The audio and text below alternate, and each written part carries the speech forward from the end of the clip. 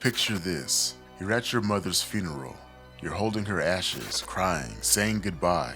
You scatter them at her favorite mountain spot. Years later, you find out those ashes were just concrete powder from Home Depot. Your mother's body? It spent 4 years rotting in a pile with 189 other corpses, while maggots ate her face. This isn't a horror movie. This happened to hundreds of families in Colorado. One funeral director kept a woman's body decomposing in the back of a hearse for 18 months, while her husband mourned over fake ashes. And what they found in his crawl space, that's a whole nother story. Another chopped up 560 bodies and sold the parts. A head for $850, legs for $2,850. The owners? They were living it up with Gucci shopping sprees, Vegas trips, and laser body sculpting, all paid for with money from grieving families. A mother spent 4 years carrying what she thought was her murdered son's ashes at police reform rallies. It was concrete mix the whole time. Her son's actual body was stuffed in a broken refrigerator, being eaten by rats. These funeral directors turned death into a business of pure evil. They gave families the ashes of complete strangers. They mixed multiple people's remains together. They stored bodies like garbage for over a decade while collecting payment after payment. The county coroner himself, the man supposed to investigate suspicious deaths, had 24 decomposing bodies hidden behind a fake wall in his own funeral home. Some had even been rotting there for 15 years. Now, what you're about to hear will make you sick to your stomach, and you will question everything about the funeral industry, because in Colorado, the people trusted to handle our final goodbye became monsters who preyed on grief itself. Hello, strangers. Welcome back to The Strange Bar and Grill. I'm your host, JP. Today we'll be delving into the sick and twisted world of funeral homes in Colorado. And I don't even know what to say here. This stuff is just so wild. But this one does hit close to home because I know some people that were potentially affected by this. But let's jump right in.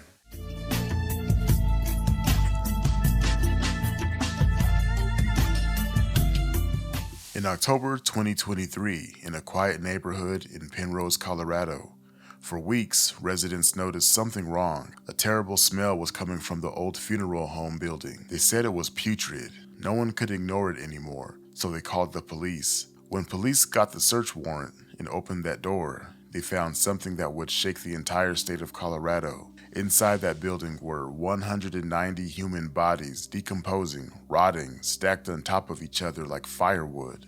The Return to Nature funeral home looked normal from the outside. John and Carrie Hallford had been running it since 2017. They promised families something special, green burials without harsh chemicals. They charged good money for it too. But behind closed doors, the Hallfords were running a scheme that would destroy hundreds of families. When FBI agents walked into that Penrose building, they couldn't believe what they saw. Bodies everywhere. Dark brown liquid covering the floors inches deep. That liquid was human decomposition fluid. Yeah, inches deep of human decomposition fluid. Agents had to put cardboard boxes down just to walk without slipping. The smell was so bad that one first responder got a rash and needed medical help. Flies and maggots covered everything. Bodies were crammed into a broken refrigerator that didn't work. Some bodies were naked. Others were wrapped in garbage bags and duct tape. The oldest body had been there since 2019, so 4 years of rotting. Sheriff Alan Cooper called it horrific. FBI agent Andrew Cohen said it looked like something you'd like to forget but can't. But here's the most evil part. While these 190 bodies were decomposing, the Hallfords were giving families fake ashes. What did families get instead of their loved ones? Concrete mix. Plain concrete powder from Home Depot. Christina Page got those fake ashes when her son David was fatally shot by law enforcement in 2019. For 4 years, she carried that concrete around the country. She thought it was her son. She spoke at rallies for police reform, always carrying what she believed were David's remains around her neck in a little pendant. The truth? David's body was rotting in that corner refrigerator the whole time, with rats and maggots eating his face. When Angelica Stedman's daughter, Chanel, died in 2019, she received what she thought were cremated remains, but something felt wrong. Angelica decided to test the ashes by adding water to a small sample. It solidified like cement does, she said. But where was her daughter? The cremated remains were literally concrete powder mixed with other materials. Her daughter's body was rotting in a funeral home while Angelica grieved over fake ashes. When Derek Johnson's mother died, he trusted Return to Nature to treat her with dignity. Instead, he learned she was thrown into a festering sea of death with 189 other bodies. I lie awake wondering, was she naked? Was she stacked on top of others like lumber?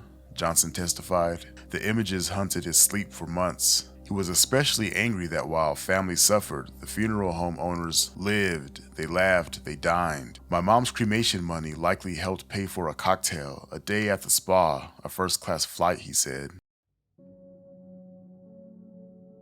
The Return to Nature case shocked Colorado. Hell, it shocked America. But this wasn't the first time. 8 years earlier, another Colorado funeral home was running an even more sinister operation. Sunset Mesa Funeral Home in Montrose, Colorado looked respectable. Owner Megan Hess was 46 years old, seemed like a caring funeral director. Her mother, Shirley Koch, 69 years old, helped run the business. But from 2010 to 2018, they were chopping up bodies and selling the parts. Here's how their scheme worked. Families would pay for cremation. They'd get fake ashes just like at Return to Nature, but instead of letting the bodies rot, Hess and Koch had a different plan. They carved up the corpses and sold the pieces. A shoulder was worth $600. A full pelvis and legs could bring in $2,850. A human head and spine, about $850. Now when you break all that down, an entire human body can be worth thousands upon thousands of dollars. They shipped body parts all over the world. The FBI tracked pieces as far as the United Arab Emirates. They used regular mail and passenger flights. Sometimes they shipped diseased tissue, HIV, hepatitis B and C, while lying and saying it was clean. Over 8 years, they butchered at least 560 bodies. Families had no idea. They held funeral services with empty caskets. They spread fake ashes at meaningful places. Sometimes they mixed those fake ashes with real ashes of other family members.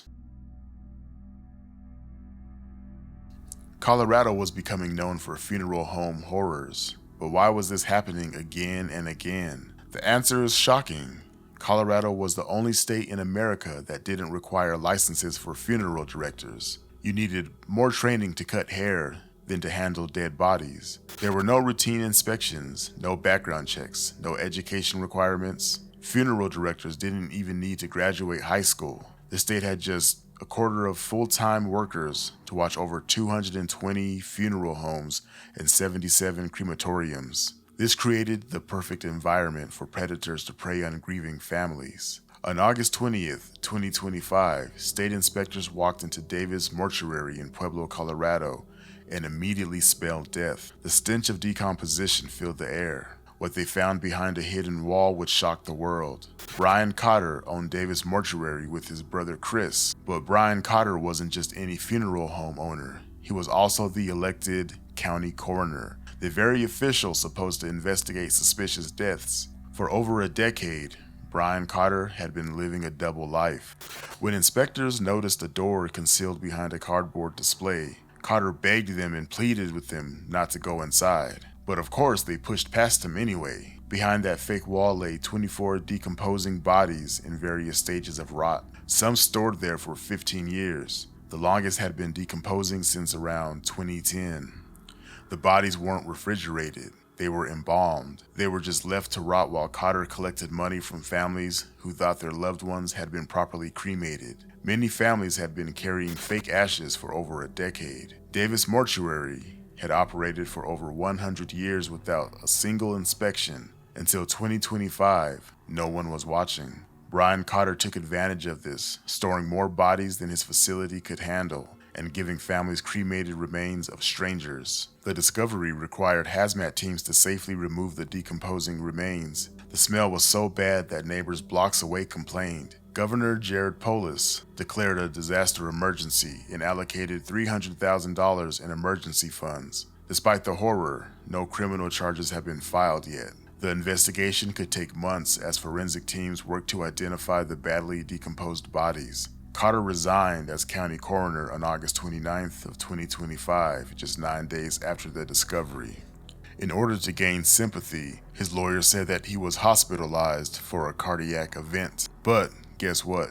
No one cares. Now, I'm going off script here a little bit. This case is the one that hits close to home. I grew up in Pueblo, Colorado, and I know people that were cremated at this funeral home, family member, some close friends. So I actually called back home to my mom and was discussing this case with her. And she did mention that she knows several people that were cremated here during this time frame, and they're looking into it. There's not a lot of details on this, but once I find out more, I will do an update video. But sick people out here, man. And another crazy thing, after talking to my mom, she had mentioned at one point we had to move into this like small apartment. This Davis Mortuary is actually down the street from that place we used to stay, and apparently during the same time frame, because I believe he was stacking bodies up like since 2010, so we were living down the street from this place while this guy was committing this act. Disgusting.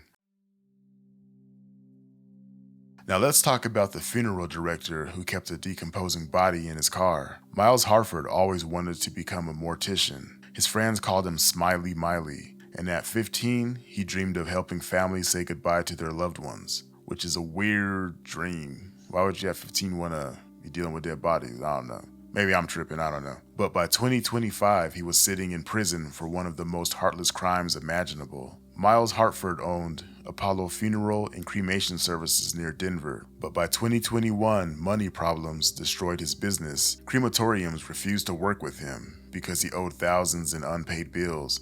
Instead of closing down, Miles kept taking money from grieving families and lying about what happened to their loved ones. When Christina Rosales died of Alzheimer's disease on August 31st of 2022, her husband George trusted Miles to cremate her body. Christina Rosales had worked as a kitchen manager at Sheridan School District for years. She was 63 years old and had been like a mother to many students. Instead of cremating Christina, Miles put her body in the back of a broken-down hearse parked at his rental house. He covered her with blankets and left her there.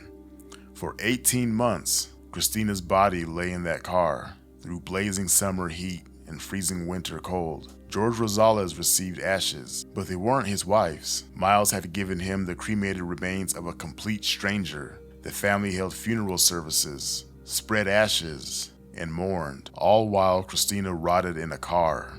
For 18 months, he left her in that car in the heat of the summer and the cold of the winter, George said. I can't understand how he can treat her body that way. He was truly a monster. When Miles was evicted from his rental home in February of 2024, cleaning crews made a horrifying discovery. Hidden in crawl spaces, trucks, and storage areas were 35 sets of cremated remains, the ashes of people whose family thought they had been properly returned years later. Some remains dated back to 2012. Some urns were empty. Some contained the ashes of multiple people mixed together. Families across Colorado learned they had been carrying the wrong person's ashes for years. Miles's neighbor later revealed that the funeral director had warned him not to worry if he ever smelled the odor of death coming from his vehicle.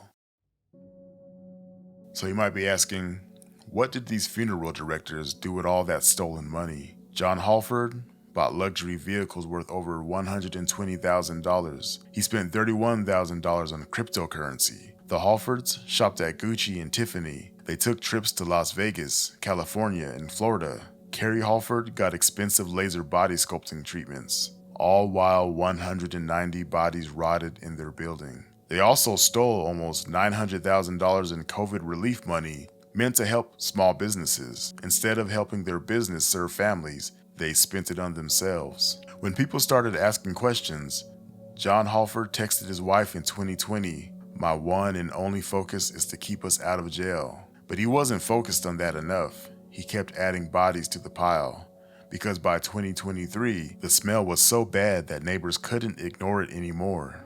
The families who trusted the funeral homes will never be the same. Elizabeth Osley thought her father wasn't among the bodies found at Return to Nature. When law enforcement showed up at her door, she had to give back what she thought were her father's ashes. She had to hit the reset button on her entire grieving process. Now she's in therapy, working on how to be at peace, how to not be furious, how to not let rage just live in every moment. One mother screamed at John Hallford in court, "Where's the rest of my son's body?" The 100 pounds he lost during decomposition while he laid in your funeral home.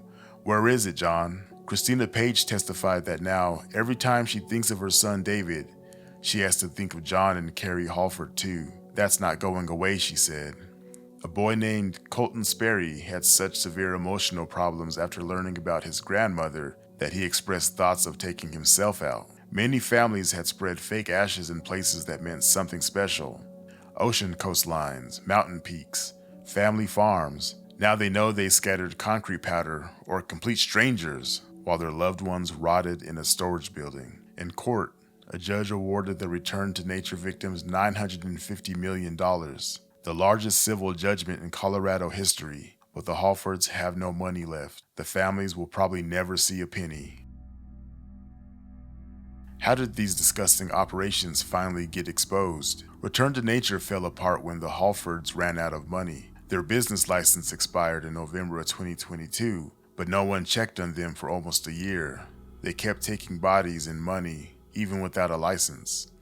By October of 2023, they couldn't pay their bills anymore. They were facing eviction. That's when they tried to abandon the building with all the bodies inside. The smell became impossible to hide. When police came with the search warrant, John and Carrie Halford ran. They fled to Oklahoma, thinking they could escape, but the FBI tracked them down and arrested them. Sunset Mesa got caught when former employees started talking. The FBI investigated and found evidence of the body part sales going back years. Each case was the same story.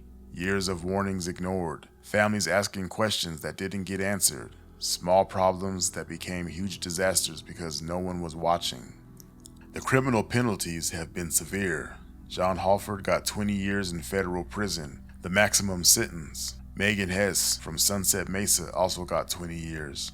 Her mother Shirley Koch got 15 years. Miles Harford was sentenced to 18 months in prison in June of 2025, the maximum penalty allowed under Colorado law. The pattern was always the same: take money from families, promise proper burial or cremation. Instead, let bodies rot while living the good life on stolen funeral funds. But many victims say it's not enough for the damage these people caused. The only good news is, Colorado finally changed its laws. In May of 2024, Governor Jared Polis signed 3 bills that completely overhauled funeral home oversight.